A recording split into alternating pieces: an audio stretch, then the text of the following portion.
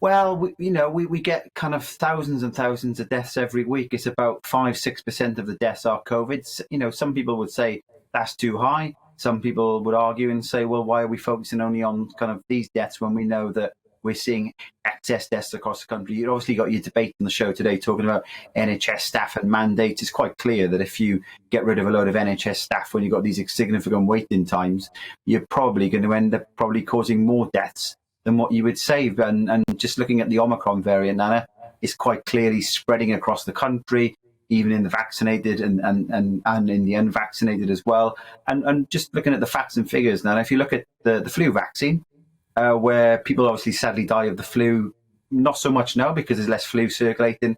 And you look at the latest figures on that, there's significant numbers of staff who haven't had the flu vaccine in the NHS in England who are working with frontline patients, but there's never been any call whatsoever kind of sack them if they don't have the flu vaccine. So I think Omicron's changed the game with regards to all of this. It's really positive news on the data side. I think, as Boris is obviously talking about easing lots of restrictions, the Devolves are a little bit behind. I think Northern Ireland are catching up a little bit. It's all pretty positive at the moment on the COVID front.